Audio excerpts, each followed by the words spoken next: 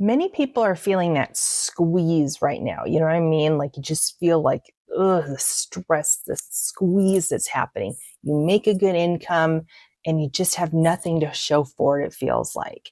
And Tony Robbins often says progress equals happiness. And I totally agree with that. You don't feel like you're making progress and you feel this squeeze holding you in place, then you are never going to be truly happy. And that is the goal, right? We all want happiness in life. So today we're going to discuss that squeeze, why you're feeling that way, and 3 things you can do to get yourself moving forward so that you have happiness, you're making progress. So if that sounds good to you, stick around. That will be our topic for today. Now, before we jump into that, first and foremost, if you are new here, welcome. We're happy to have you. I'm Lisa. I've been a financial advisor for many years, 15 years in fact, and I help people get to financial freedom as quickly as possible. And we go through obstacles that get in our way, like this squeeze I'm talking about, and we try to get around them so that you can get to your goals. If you are returning, welcome back. We're happy to have you back. Okay, so this squeeze I'm talking about often happens at peak earning years. You're making more money than you've ever made, and yet it just seems like it's just going out the door.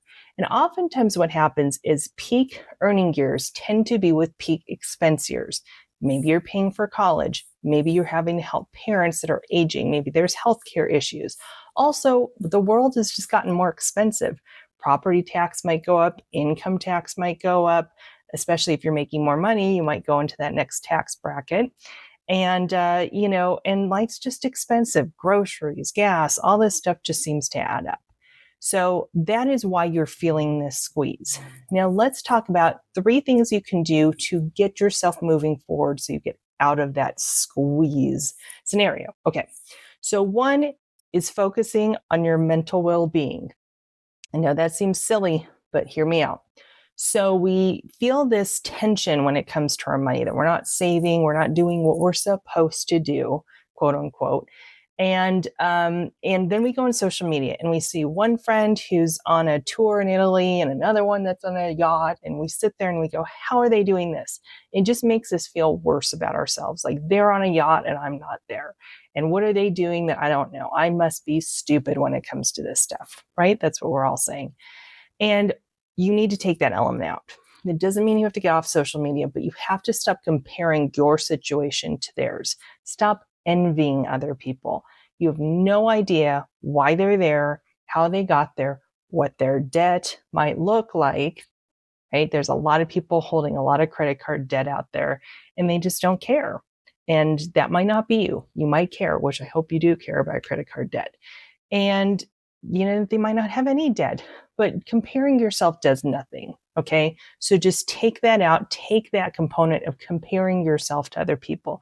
That also works with keeping up with the Joneses, your neighbor might get a new car. So in your head, you're starting to go, well, this car is a clunker. I mean, I've had it for 10 years. Maybe I should be getting a new car too. We tend to do this to ourselves. You need to stop that. You need to be focused on the one thing that is your goal, which for most people is financial freedom. And the one way you're going to get there is to be able to save, invest, do all the things you need to do to get ahead.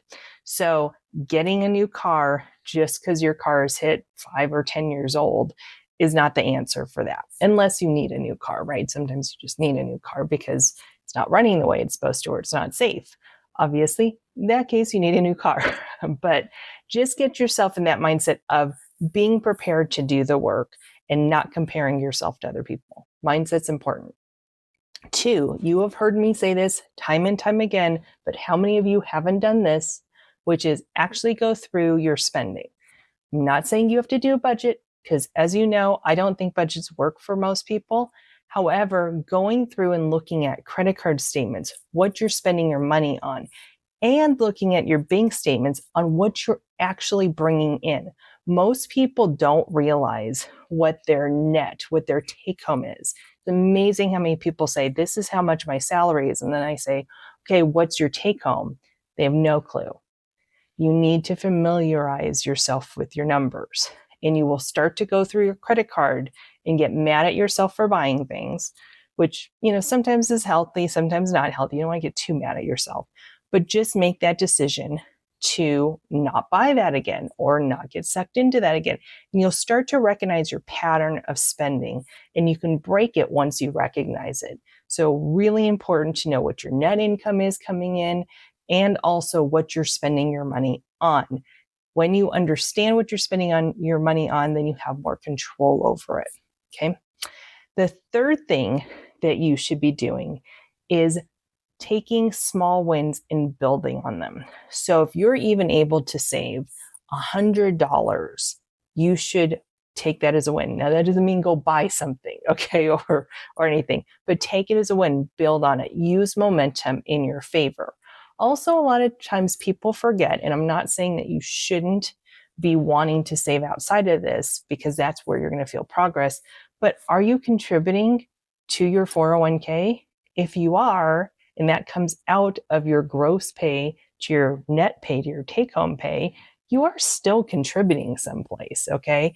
So it might not feel like you're saving money, but that's kind of what the 401k is there for. So you don't remember that you're saving for it, and that's a good thing, right? If we don't remember, then we won't stop it from happening. So keep in mind the big picture when it comes to this and celebrate those small wins. Build on them.